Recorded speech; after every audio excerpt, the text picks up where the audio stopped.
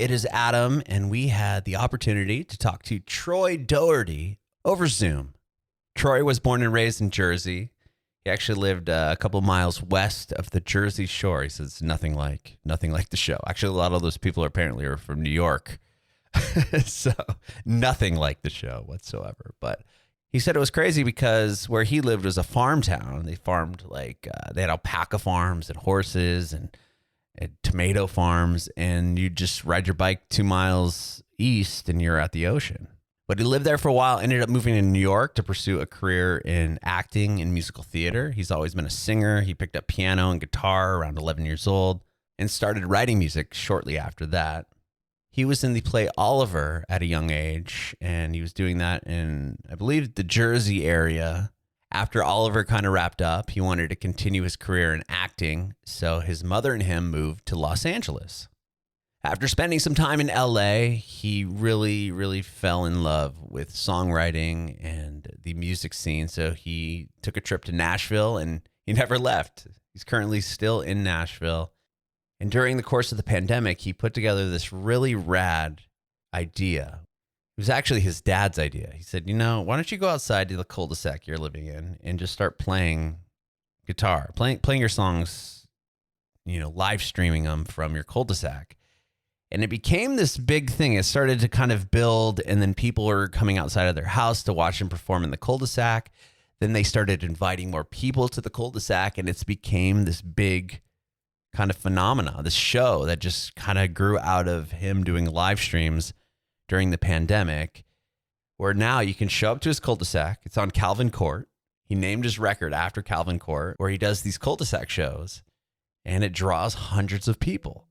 So he talks about how he started doing these cul-de-sac shows and recording his new record and putting it out. And it's called Calvin Court. So definitely check that out.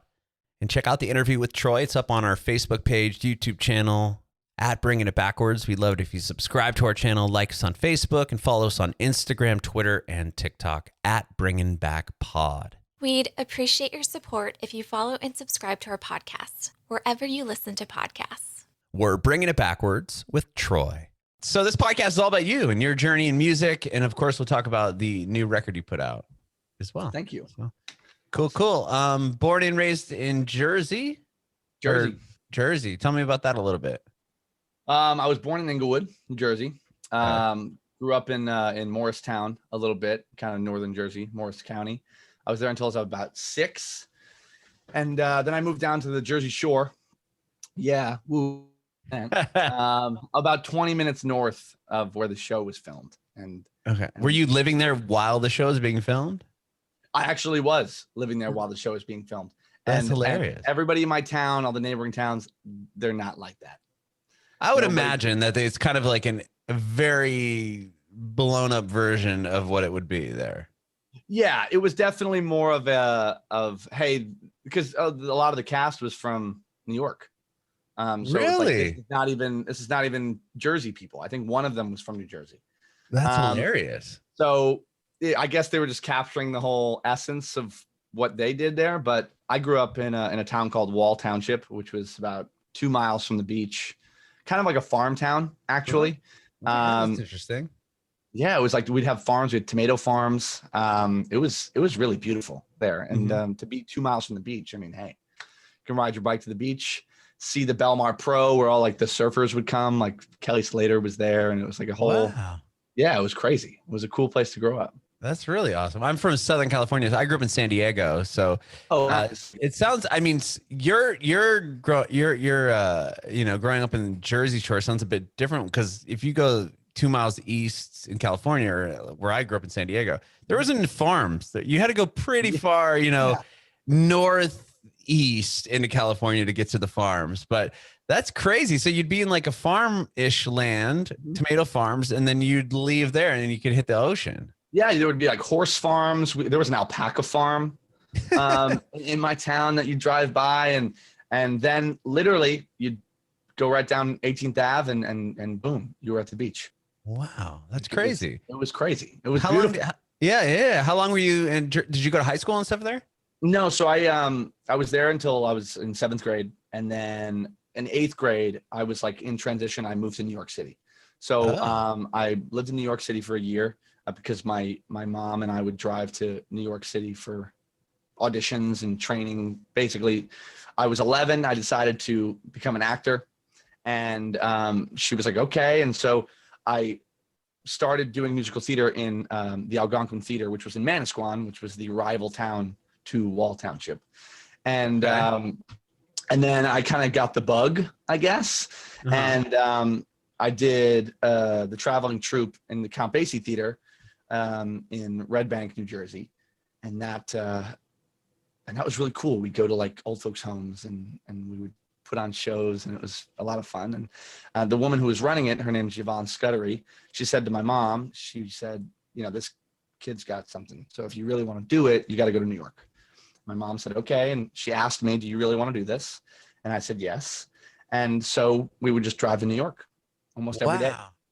Wow. Oh, wow. Crazy. It takes commitment. And so I really have really unbelievable parents. I was gonna say, what great advocates for you to actually want to like help you pursue something like that instead of being like, oh yeah, New York. How about you go to school and become like a teacher or something? You know what I mean? Like to be like, no, let's do this. Let's pick this up. We're gonna do. If you want to do this, we're gonna do this. Like I think that's so cool. And that was cool because my parents were that way for my brothers as well. I got 2 older brothers, Okay. and they were very big advocates on, if you don't want to put your cleats on, we don't have to play the sport.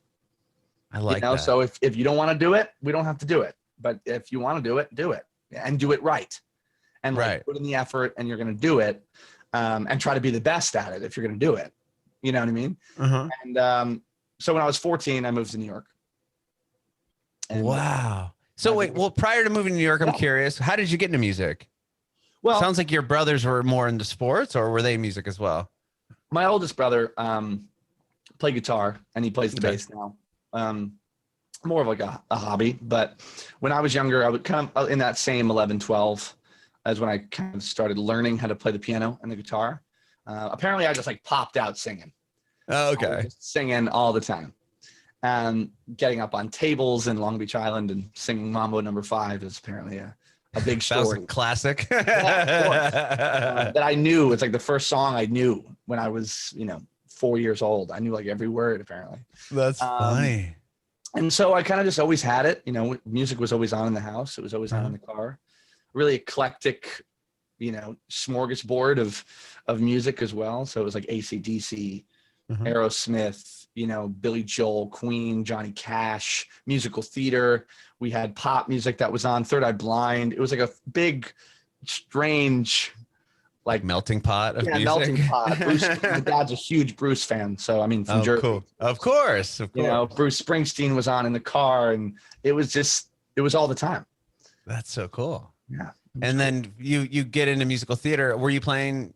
You said you played piano and guitar around 11. Were you doing that as well, along with? Like, what was did you want to be in like Broadway, or was it more like? I knew I wanted to be a part of it. Okay. Which part I didn't really know. I really, really enjoyed performing. Okay. So however I could perform, that was kind of what, sparked the chills and the excitement in my body. Sure. Okay. And when I did Oliver at the John W. Newman Theater in Long Island, I mean, getting that instant reaction of like, it was incredible. It was incredible. And so I knew I enjoyed that. I knew I enjoyed singing. I started writing music when I moved to New York because my late voice teacher told me, he's like, hey man, you should probably write music. Why not?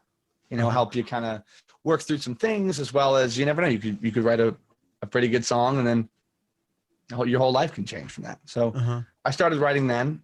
All the songs were bad because I was 14 and didn't know what I was doing.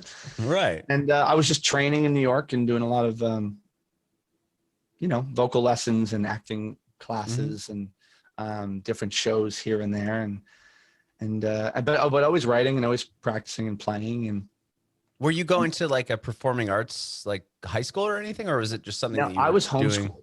Oh, you were homeschooled. Okay. Yeah, so in 8th grade, I was homeschooled. And then in that same time, I auditioned for the Manhattan School of Music for like opera singing. Oh, wow. Yeah, it was kind of cool. And I actually got in. I got into the Manhattan School of Music for opera singing. But it got to the point of, hey, do I want to stay in New York and do this opera singing thing? Or do I want to go to Los Angeles and pursue more of an acting, film, TV career? Wow. Well, real quick on the opera singing, that's quite a task, right? I mean, you got to sing in a different language. I mean, you have to have like this big voice to get in. That must have kind of solidified the fact that you could sing quite well, I would think. Yeah, I guess that did. I mean, it was really strange, you know, thinking back on it now. To me, it was just like another thing. It was just, hey, okay, you can do this. It was just like, oh, do you want to audition for it? And I was like, yeah, sure, why not? I'm singing anyway. Let me just sing it. And I went to this woman. Her name was Amelia DeMaio, and she. Any relation to Charlie? No, that's D'Amelio. I'm dumb. That's sorry. Hey, you never know. Maybe somewhere in the tree they split off and they changed. Never mind. But yeah, she taught me how to kind of say the Italian correctly and how to sing that way. Was that hard? Was it hard to like, did you even know what you were saying? Or was it like, no idea. Okay. No idea. And I can still remember some of it now, but I'm like, I have no idea what I'm saying. I have no idea what I'm saying. I know how to say it and I know when not to breathe. Interesting. If I breathe halfway through, it's like me breathing in the middle of a word. Oh, like, say something and then breathe, and it would be really weird. Got it. So, but that was cool. But and then you eventually get to LA. Like how old were you when you moved to Los Angeles, and what made that move? I was 15. Oh, you're 15, and your mom was like, okay, we're gonna leave New York. We're going to LA. Kind of. So what happened was your family rules, man. My dad got a job in Atlanta. Okay. And my brothers were both in college. So it kind of got to this point of, do we stay here? Do we go to Atlanta? Kids are going to college. You know, what do we do? And I decided, instead of going to the Manhattan School of Music, I did want to pursue acting in Los Angeles. Like TV, film. Okay.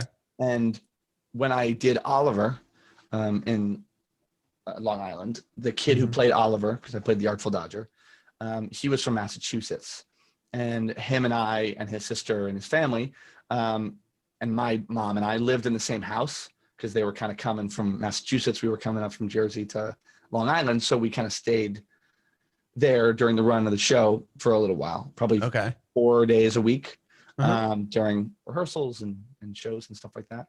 And they were also moving to Los Angeles. So we were like, hey, why don't we do this again? We'll crush it. And so we had a roommate there, and so we knew somebody there, which was great. And my aunt lived there as well. So we had some family there, but we kind of just went and we joined, interlocked hands, and we kind of walked into LA together. And dad went to Atlanta, kids. My brothers went to college, and I was there for 8 years. Wow. Yeah.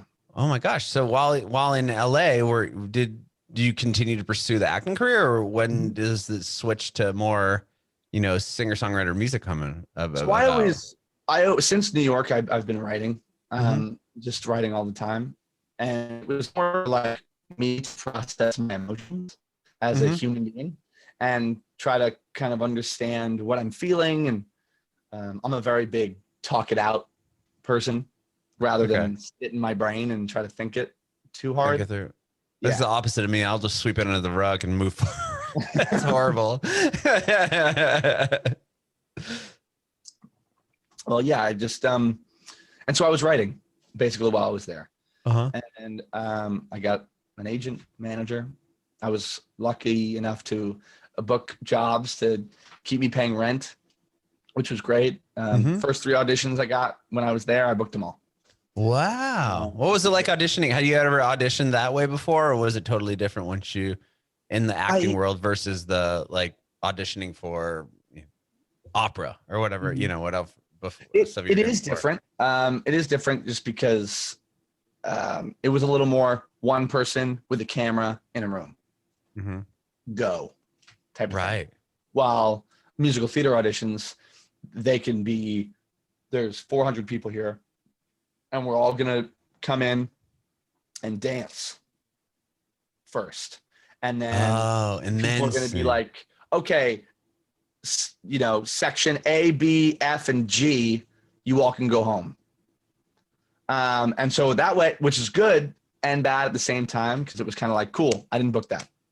Done. Oh, so wow. So they could cut you right before you even got to singing. They're like, you aren't dancing. Your dancing isn't a par, or you're not good enough yet. So peace out. We don't even care what you sound like yet. And it depends on the Wow. show. It depends on the show. I mean, some shows are more dancing forward, some are more acting, some are more singing. And like with Oliver, I went in, they were just doing a bunch of kids coming in and singing. And they asked me, they're like, hey, can you do it in a Cockney accent? And my 12-year-old body was like, hell yeah. Of course I can. I could do that. You're like, did you say Cockney? Of course I can. I'm like, oh, Cockney, duh. all day. And then I was like, what's Cockney? And I was like, well, I'll just do a British. And then I remember talking to my mom. They were like, oh, I'm going to stay, because they like let a bunch of kids go. And then again, they had like another round of singing. And I was like, yeah, I went in and I sang in a Cockney accent and they're having me stay. And she's like, you can sing in a Cockney accent? I'm like, I guess. But acting auditions are not like that. Right. They were more one-on-one type. Come in, thank you so much. And then you'd hear days later or something later, like a few weeks later, or you'll never hear. It was never like, you never had the closure of like, you didn't. Right. You just kind of have to assume after 2 weeks that you didn't get it.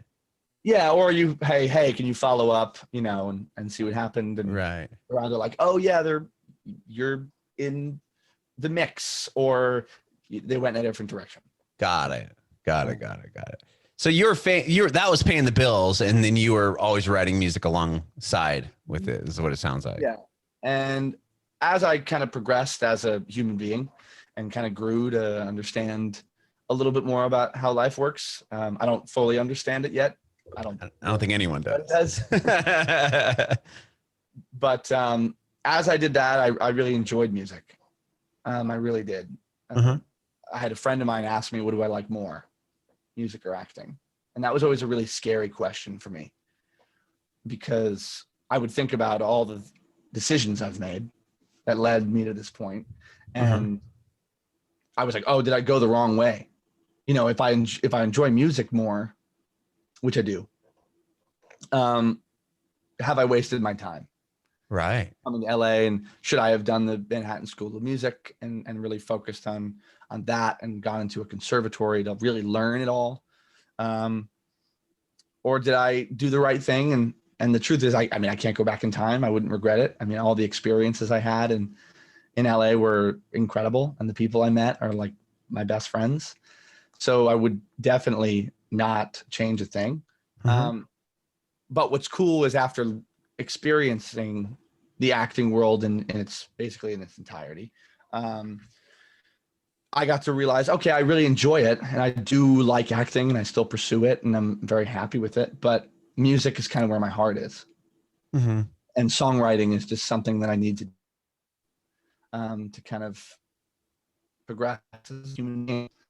And a song called "Mistake" that's on the EP that a friend of mine heard, and she told me, you have to go play this out. Like, people need to hear this song.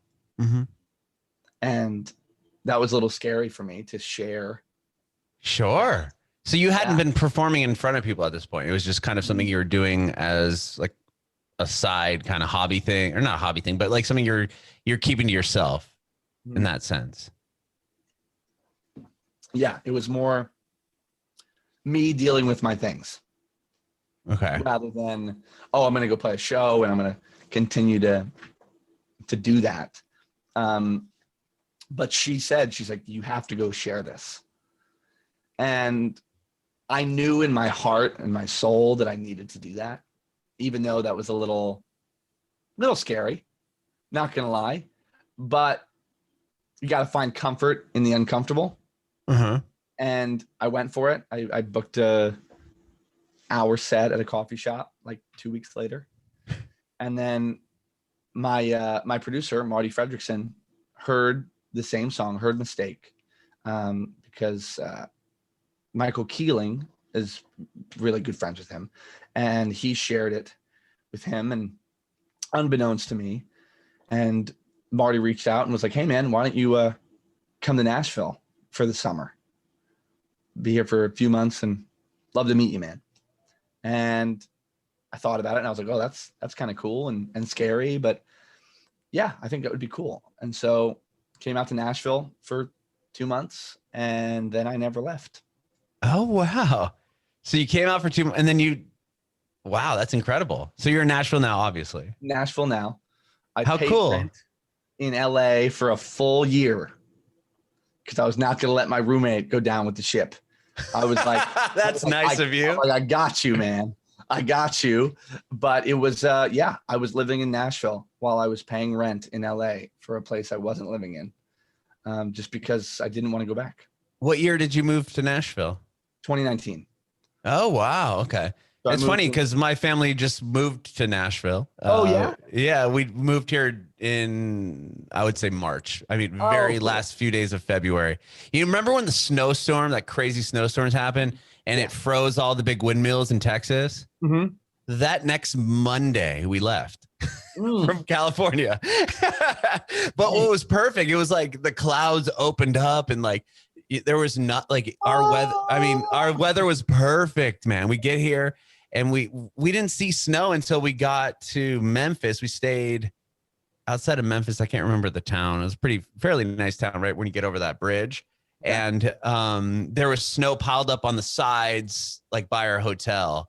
And so my kids got to run and jump in like the gross snow that was kind of piled up on the side. Yeah, the driving dirty the snow. Street snow. Yeah. But yeah, dude, it was like perfect. And we've been here and we're never leaving. We love it. We love it here. It feels like home. Dude, I'm sure for you too, because it's more of like you got the farming thing, the like little farm town-ish vibe. Mm-hmm. I mean, I don't know where you live in Nashville, but we live south down by Franklin, and I'm in Franklin. Oh, well, there you go. We're neighbors. There we are. So rad. Oh, cool. Okay, so when you moved here, now you're in Franklin. So you moved to Nashville, and what? Do you start trying to get in sessions and writing with people? Like, what was your next step?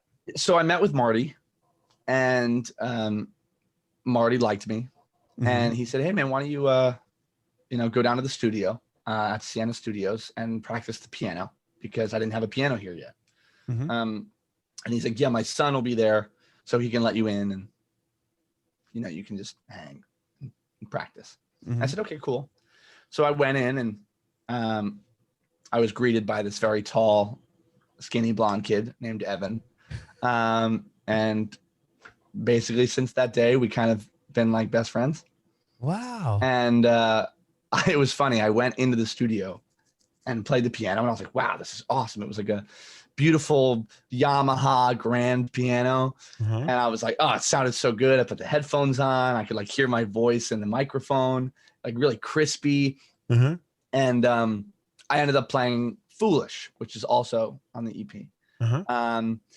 And I played it in its entirety, and it was like a little piano solo kind of it, before it is what it is now. Mm-hmm. And I finished it, and it was like, it kind of felt like I was in a movie. Like it was like, boom, boom, and it ended. And all of a sudden I hear, "That was great, man. Sounds good." And I was like, what the? Yeah, wait, what? He's like, "Yeah, we recorded the whole thing. So you could just, you keep going, Oh, wow. And I was like, like, now I was nervous. And I was like, oh, now I'm going to mess up because I know you're listening. So it was so funny. And basically since that day, Evan and I have been great. And I've been working with Marty since then. And I've written with a few people around town, and getting acclimated to the area and just learning the music business rather than the acting business, which they're kind of still the entertainment business, but different skins of the same beast, I guess. Right. Wow. So you moved here in 2019, and then to finally kind of get acclimated with the studio and recording, and then how quickly after that did 2020 and the pandemic hit, and then now you're inside? Well, we recorded Foolish and Mistake were the first 2 songs we recorded. Okay, so you recorded those two from the record. 2 from the record in 2019. We recorded those in 2019. And it was at that point I was starting to learn about writers' rounds of downtown, that we have all these writers' rounds where you can just go and play songs.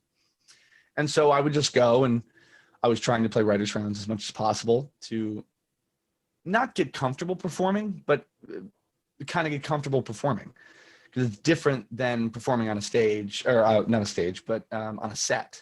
Acting, and it's a little more, hey, I'm up here and I'm being Troy, and I'm being fully Troy. I'm not being somebody else I'm not playing a character. Musical theater, I'm playing a character, but doing a performance, I'm just Troy. And I'm trying to be as open and receiving as well as giving as possible. And learning how that relationship worked between the artist and the audience. And that was cool to kind of learn that. And I booked a So Far show in New York City, and it was really cool. I was like, oh, okay, cool. I'm traveling to New York. I'm going to do a show.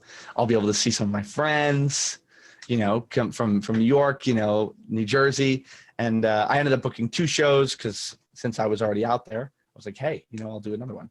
So I played at the Bitter End and the So Far show. And COVID started lingering in the wings of this rumor that might be happening. Because I flew to New York in March of 2020. Okay. And it was getting to that point of this might be a big thing. Right. And especially coming to New York when it's the gnarliest. Actually, at that point, it probably wasn't. It was Seattle was the one that was bubbling up. Yeah, but it was definitely in the air. For sure. We can all smell it. Right. We can all smell it. Exactly. And so I got to New York, and it was kind of eerie because a lot of the streets were kind of empty. But still, I was like, I'm here. I'm excited. I'm looking forward to it. And I did this So Far show, and it was like an awakening, because it was the first time I had ever done a 5-song set. Okay. Without other people on stage. It was just you and a guitar. Me and a guitar. At a writer's round, you have other people. You kind of do the whole, oh yeah, that's it. Oh, you play a couple songs, and then or a song, and then it kind of goes around, right, a circle, and it comes back you play one song, and then the next person plays another, and then the next person plays, and then the next person plays, and back to you. So you get a little bit of time in between to kind of be like, this song's about this. How's everybody doing? Right. But you can't say how's everybody doing if the guy two people down from you is like, how's everybody doing? Right. 4 minutes. You just took my line, dude. Yeah, it's I can't say the same thing. Right. So it was a fully just me thrown into the deep end experience. What was that like? Was it nerve-wracking prior? It was amazing. At first I was a little nervous. I kind of put the So Far show on this pedestal in my brain of I'm in New York. I got people coming. It's going to be just me. Back to your What if I don't know how to play any of my songs? Yeah, sure. All of that kind of anxiety set in. But somebody told me a few years ago that anxiety and courage are the same feeling. It's just the way you think about it. I've never heard somebody say that before. I like that. It really changed the game for me. Because when I started feeling anxious of oh, what if I can't? And And like, what if I get up there and I trip and I fall like flat on my face and then my voice cracks and my guitar explodes? Like what's going to happen? Instead of like kind of diving into that pool, you know, I kind of switched my mindset to kind of be like, hey, you get to go up there and you get to perform and you get to show the people who showed up to the show what you're made of. And you get to change their world. Even but in just this quick little 25-minute set, you get to change their world in a little bit of a way. And you get to do that. And so if you go up there and you fall on your face, like they're going to remember you and you're going to play it off because you're Troy and you can do that. And you know how to improvise and live in the moment, and you can do that. And so it was a cool, like, stepping into this new body experience. And then the next day, the national emergency hit. Oh my gosh. And all shows were shut down. So I got to have this like big climactic moment. Right. Where I was like at the top of the mountain. And then the mountain just disappeared. Yeah, it crashed under. Oh my gosh. Well, at least you had that opportunity and that chance to do that. Could you imagine like not? And then like, do you go the next year and a half? Like, okay, can't wait to get out there. Like, you know, maybe that feeling would kind of dissipate a little bit. And you're like, well, should I be acting? I mean, I don't know. It could have changed your perspective. It could have been I could have spiraled. Right. And instead of spiraling down, I decided to spiral up. Right. And when I got back to Nashville, I saw a bunch of my friends doing Instagram lives. And since I just had this like big moment, I was like, I know I gotta perform. I gotta show people me, you know? Sure. And but how was I gonna do that? Through a phone and really connect. And my dad said, he's like, hey man, why don't you go out on the driveway and just do an Instagram live out there? Oh. And I was like, are you out of your mind? I'm like, play for nobody in an empty cul-de-sac? That's crazy. Just like some guy singing at a cul-de-sac to nobody. I'm like, that sounds like the craziest thing I've ever heard. But deep down, I was like, that's kind of a good idea. Yeah. That's a cool idea. I haven't heard of anyone doing that, right? Yeah. I mean, I hadn't at the time, and because I just, everybody was in their bedroom and just was. And I thought, you know what? All right, well, this upcoming Thursday, I'll go out. I'll let my neighbors know. That way, like the HOA doesn't get all mad that I have an amp and I'm playing music out in my cul-de-sac. So I let my neighbors know. I'm like, hey, I'm going to be playing some music. And they were like, okay, cool. We'll come out and we'll sit. And I was like, oh, that's very nice of you. Yeah. Come support you. I like that. Yeah, of course. It was good. And it was a good feeling, but at the same time, it was scary because I'm like, oh, if I'm bad, they live like, right there. Yeah. This guy, like, they'll tell all their friends, like, our neighbor, he sucks. Like, he keeps coming out and he's trash. Yeah.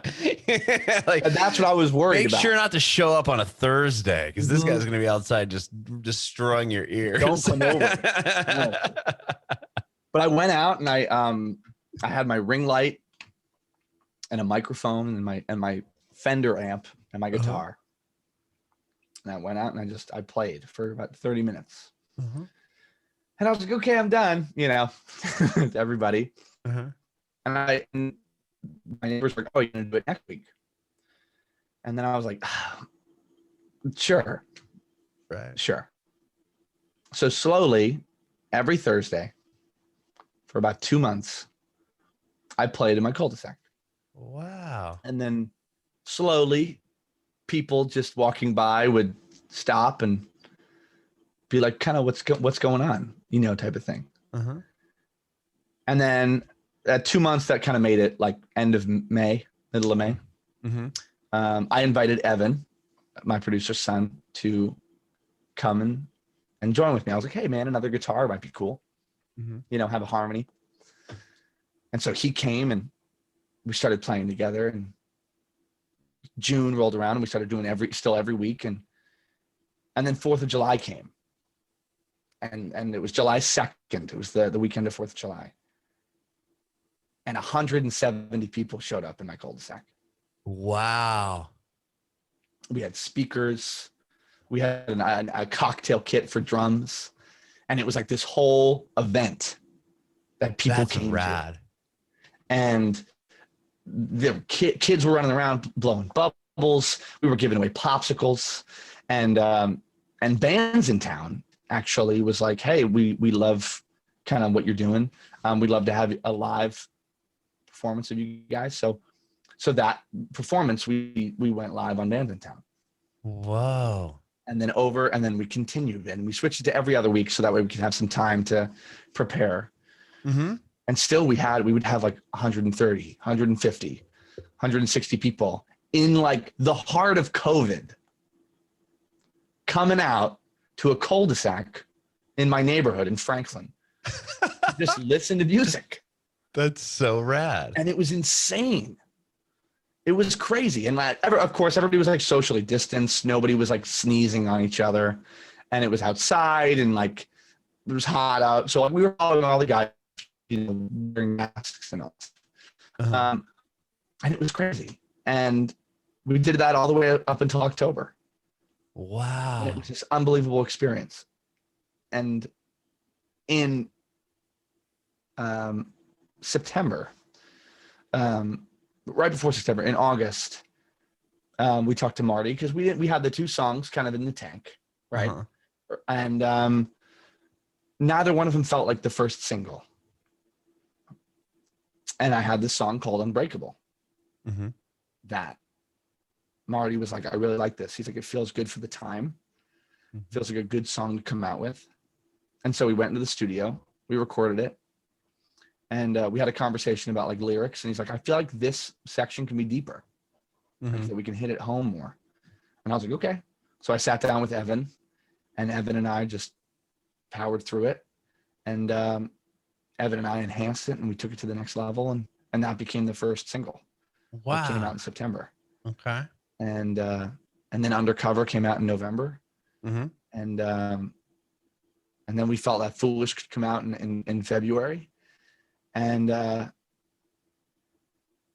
whole record came out, right? The record came out in June, and then we did a release show of the EP here at the cul-de-sac. You know what? We'll do a cul-de-sac show as like their EP release show. That's kind of bring it back. Everybody's been asking me about it, and the EP is called Calvin Court, mm-hmm. and that's the street I live on. Is that the street in Franklin? Mm-hmm. Wow. Yeah, that's rad. And so when you look at the album cover, that manhole that's like with the microphone on it. Yeah, that's the manhole in my cul-de-sac. No way. Yeah, I did some photoshopping to like have it not say whatever it said, and I had it say right. the title. Obviously, but all those all the cracks that are on the sides. Oh, that's all real too. That's not photoshopped. That's all that are real. colored in blue. The blue. Yeah, outlines. I just put it in blue, and like that's actually my microphone that I took a picture of, and the bubbles are like an homage to all the kids blowing bubbles. Oh. And like the bubbles took like 3.5 hours to make by itself, which was like the hardest part of the album, was to get the damn bubbles. You're like, these kids, man. Bubble, to get the swirl of the bubble and the color. I was like, oh my gosh. But yeah, everybody, I told everybody, and then on the EP release show, we had a full band. And I've seen some photos online of the full band playing, and there's people sitting in the cul-de-sac, girl like on a tricycle. Yeah, and I'm gonna actually, we had a videographer at that show, and I'll be posting that video within the next like week or so to kind of promote the August cul-de-sac. Yeah, you have another one coming up in August, and then another one in September, right? Yeah, and if you're in town, please come. Well, I was gonna say, I'll talk to you off recording about it. Yeah, absolutely. My family and I are definitely gonna try to make the September one. Well, I could just say it now. The one at the August show that you have coming up, my parents are coming to town from San Diego. So oh, nice. If I can convince them and my sister, we have a whole crew, and that's like their last night here. So I'm not sure what they want to do, but or what they have their eyes set on. But definitely the September show. I love that you have that. What time do they start? If you don't mind me asking, They there's start no at time on your 6:30. website. They start at 6:30. Okay. You know, since I know there's a lot of kids in my neighborhood. I was gonna say my kids are gonna be in school, so we'll have to just cruise on over after they get off. And it's kind of like a 6:30 to like 8:30 ish thing, Uh-huh. because a lot of the people in my neighborhood have young kids, and I was like, I know bedtime is a time. Yeah. And also I didn't want to get in any trouble with the HOA, and they've been all really cool about it. That's so rad that you just let people show up. Was that kind of a nerve-wracking thing to give out your, essentially your address? Yeah, it was weird. But at the same time, I was kind of like, I want people here. Right. And I trust people. Which is great. Yeah, I trust them to be like, hey, they're not going to just show up on my door and like, come in. They is this where that cul-de-sac show is? Thing is happening, and everybody in my neighborhood is really cool. And, I run the neighborhood a lot, and I handed out like little pamphlets for the June 18th show, or June 17th show.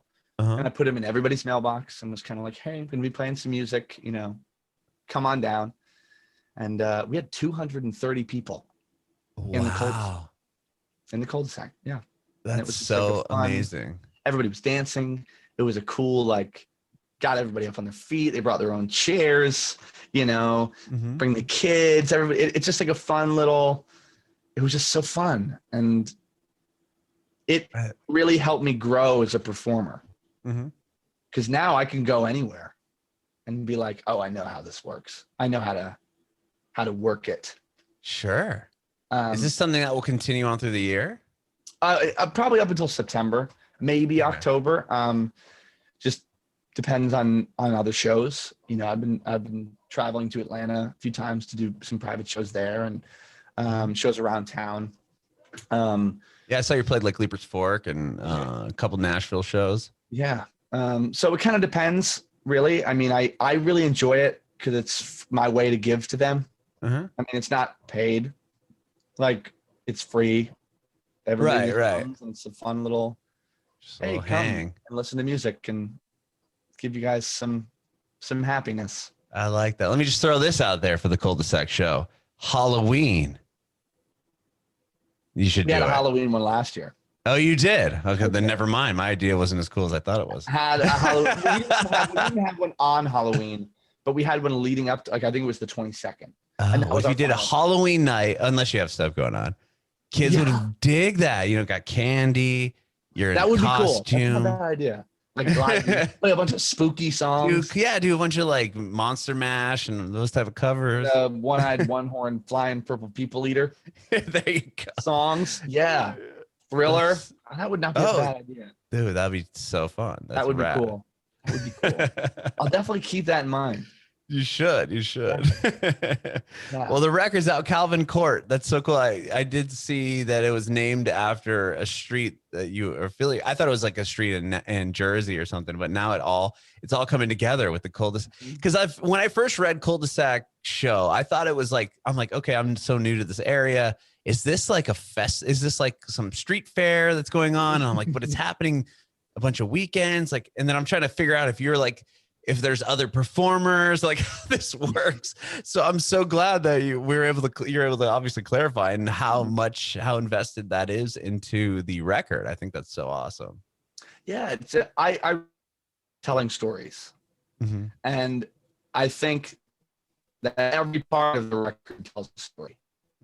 Unbreakable, starting off the record, it's the first single. And it's such a great opener, in my opinion. Yeah. Really wonderful to grab an audience, but as well as also kind of give a little bit of a hint of who I am. And then Mistake coming in at number 2. It's like, that's the song that brought me here, which I guess is ironic with the title being Mistake. But it was the second song that we recorded, was Mistake. So coming in at number 2 is kind of cool. And then Undercover, it is a story in itself. You know, each song is a story, and it is, the Undercover is a true story that actually happened. Really? Yeah, it was a fun little time that I wrote that song in like 20 minutes. Really? Yeah, because it just fell out of me. It was just, I was so like giddy that I just kind of like Right. I remember I was leaving the gym and it was just like, it's happening. And I just typed it into my phone on my notes and it just fell out. Wow. Fell out. And then Foolish was, I mean, Foolish is a big ballad, Mm-hmm. kind of in that epic. It's an epic. Right. Sure. Sure. And that was the first song we recorded. You know, it was That's Foolish. when you sat down on the piano, right? And just started Sat down banging on the piano, away. but even like if forward into like the actual recording process of like doing it, singing songs and having the emotion and the gravel kind of into my voice. And that's also a true story as well. You know, I remember I wrote that song on a Thursday and it was a Thursday after Halloween. Really? It was November 1st actually. And I was hungover and I was mad that I was hungover on a Thursday.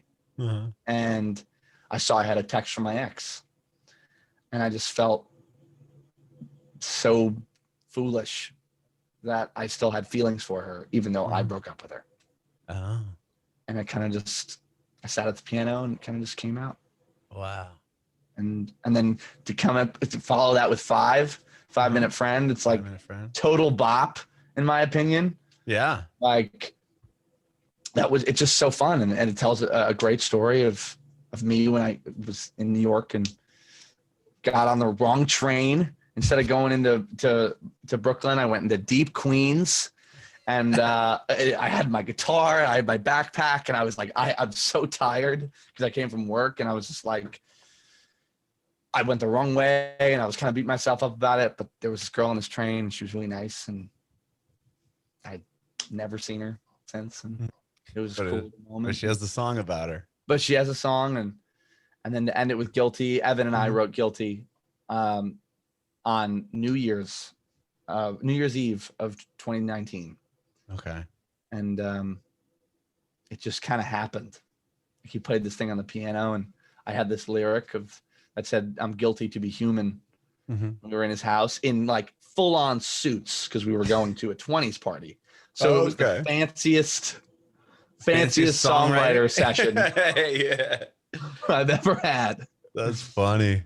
And it really just encapsulates the music. I mean, the whole record is about growing and being human and the different experiences that you have. And I think that the Calvin Court title really captures that. Sure. Because I got to grow here and learn more about me. And I know other artists that did it all across the country, and I'm sure they feel the same way of like being able to give back and being able to grow as a performer and learn more about themselves while focusing on others. I love it, man. I love that. And you got some great recognition in the Us Weekly magazine, right? Recently. Yeah, man. That's so cool. Page 29, right under the Jennifer Lopez romper. J-Lo. Let's go. That's cool. Like that must have been really rad to see yourself in a magazine, like in print. I mean, it's one thing online. I'm sure it's a totally different experience to see it like in a magazine on the Kroger line. It's really cool. Yeah, I'm not gonna lie. It does, even though it's like, even when you know it's coming, that you're like, oh yeah, I'm gonna be okay. You know, and then you get there and you see it, and then you have to show the cashier. Because you're like, I have to share this moment. Oh, that's cool. You're like, see, this is me. Yeah, I'm like, hey, you want to see something cool? Because there's no other way to get around me buying 10 of the same magazines. I was gonna say, you must have been going through like pulling them all off the shelf. Like, okay, I'm gonna buy 15 of these. I'm like, okay, cool. So these are all this. I'm gonna get all of these, and then they look at you like, you must really love the whole like J-Lo, You Ben love, Affleck. yeah. This is big news to you, apparently. I'm like, don't you know? And I remember I said to the person, I was like, hey, you want to see something cool? And they were like, sure. And I flipped open to it, and I showed them, and it was this guy and this girl, and they were both like, you know, late teens. And they're like, that's you. I'm like, that is me. They're like, That's holy so shit. That's you. And I was like, yeah. They're like, oh my God, that's so cool. That's rad. So it's a cool experience to share. That is so cool. What would have been funny is if you're like, did you guys hear? They're moving back in together and they're talking marriage. I have to go give this to everybody. Crazy. Wow, man, that's so cool. I'm just, that must, yeah, that's what a cool moment to have too with the cashier and just being like, look, man, like I'm in this magazine. I gotta share this with you. Oh, of course, I would do the same thing. Yeah. Oh, yeah, that's rad. I remember my dad like got me on a video call, and he's like, hey, are you free? And I was like, yeah, what's up? And he like pulled his phone back, and it's like him at the cashier, like with the magazine, and she's like, hi. Here's the magazine. That's rad. What a cool parenting moment. And I was like, oh, like that's cool. I was like, it was such like this is my dad being my dad. Well, But like also I recognize like where I am in life, and I'm like, this is a really interesting moment. and it's also like kind of full circle for your family being such huge advocates of everything you've been up to, and then to see you succeed and then make it into an Us Weekly magazine, which everybody knows, right? Yeah. It's definitely one of those things that, I mean, I know how much time and effort they've put into it, and then put into supporting me, and I know in my future, like I want to support them in any way I can, and I do, of course. I mean, any questions they have in whether it's their business or life, or you know, it's cool growing up. I'm going to end that sentence with just that. It's cool growing up and kind of seeing your parents as like humans instead of your parents, and kind of figuring out that they also have like things that they don't know every answer to every question. They ruminate and they try to figure it out. And as I've gotten older, to be a part of that process, to kind of step into their brain of what they're really thinking, and to be like equals in, we're both adults and we're both having a conversation. And yes, you're my mom or my dad and I'm your son, but we both are humans, and we both are living this life that's really interesting. And you have experiences that I'm experiencing, and I've had experiences that you're now experiencing. And it's like to be able to share all of that is so cool. It's so cool. That's amazing. That is so cool. Well, Troy, man, you've been awesome. I appreciate you doing this, taking time to chat with me today. Of course. Anytime. I'm always down. Cool. I have one more question for you. I want to know if you have any advice to aspiring artists.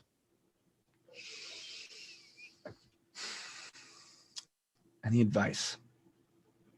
I could probably write a book on advice. Let's hear it. So, I guess my slogan as an artist is "We're doing it." And everything my Instagram bio, a lot of the things I say, I'm like, yeah, we're doing it. And I know a lot of artists are trying to do it, and they're trying to make it, but you're doing it. You're not trying to do it. You're doing it. You know, the booking the show, and I'm going to say this for the full entertainment industry, not just music or actors, but you know, booking the show and like, or getting the big stage, that's the job. But the real job is the stuff that is having the auditions, is sitting and practicing, is not being able to figure out a song fully, and you got to take a break and come back to it. That's the job. And so when an artist or an actor or anybody in the entertainment industry is saying that they're trying to do it, just that word trying mentally takes you out of it.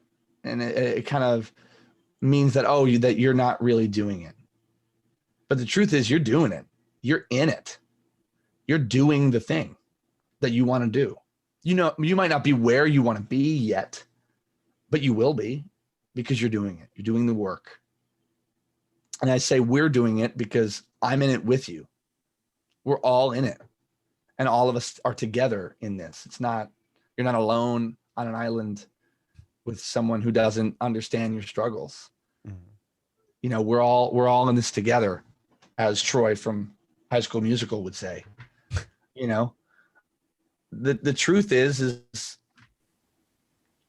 yeah, we're doing it. All of us.